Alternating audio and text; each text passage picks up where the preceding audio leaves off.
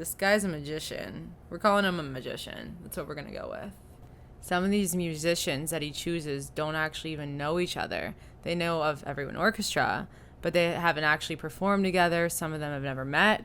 And so what goes on during his shows is he brings these people, these musicians together, selected based off how his magical mind works. He communicates with hand signs, a whiteboard, and assorted mime suggestions.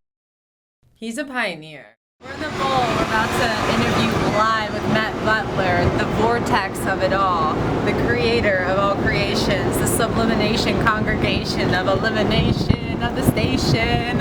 No, I'm just kidding. He's a conductor. We got members of Anastasia Band, Lettuce, The Bridge, Galactic, Disco Biscuit member Mike Gordon.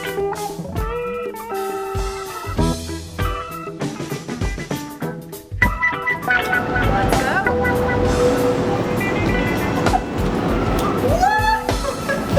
Matt Butler, everybody. Legendary moment right about now. Hi. I'm Matt. Hi, I'm Stephanie. Nice to meet you. Tell me what you guys do.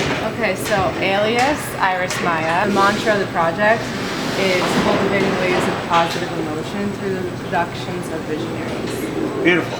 It's Sounds this whole awesome. thing. Very heady.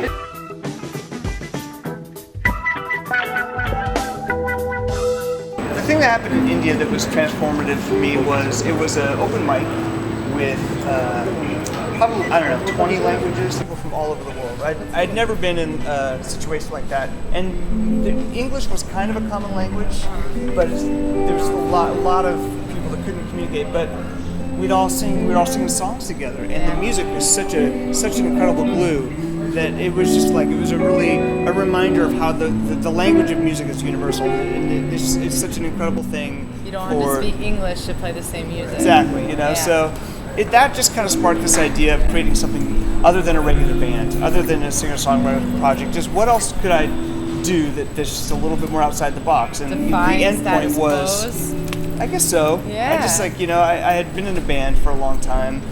I had played drums in a band called Jam Bay in the 90s for years. Jam band? Jam Bay. Jam Bay. Before jam bands, before jam bass, before jam cruise. You were a pioneer. I know. So jam I band. know. Yes. I know. Why yes, I am. And it was like super improvisational rock. It was just like what you might think it would be. Although a lot of people thought we were a reggae band because of the name, for some reason, but we weren't a reggae band at all.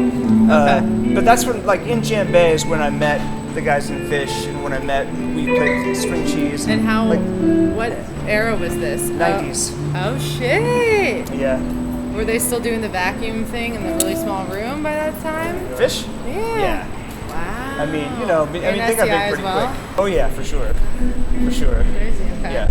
I mean, like a couple of restaurant bars, I think we played with them at least, and Leftover Salmon and all those guys. Wow. You go back. Those relationships are kind of like the foundation of where, when I started to book Everyone Orchestra, I could call them and be like, "Yeah, I've got this idea. Will you try it?" And they so would. They were very supportive. Come here. There's a little sound check going on.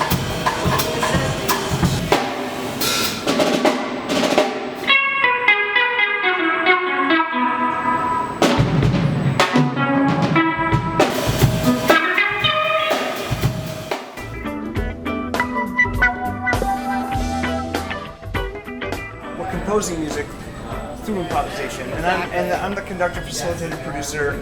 You're everything. I let the band go, then I come up with an idea, and I get somebody else to take a lead, and I'm kind of the vortex for. You're the vortex. A little bit of a framework around improvisation.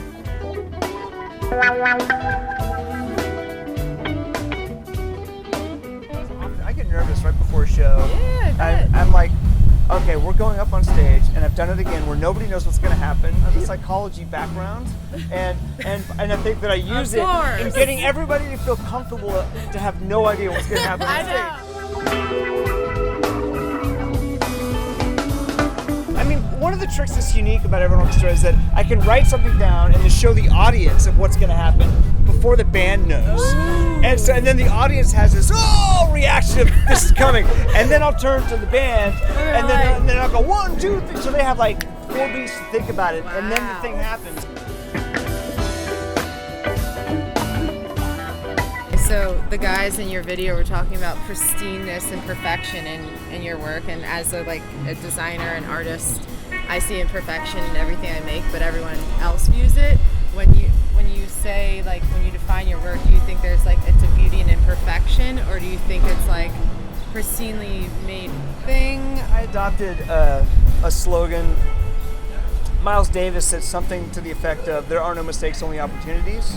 And I've adopted that. As long as you're present, in the moment and working together and listening, something beautiful is going to happen, and that within that, there's no mistakes.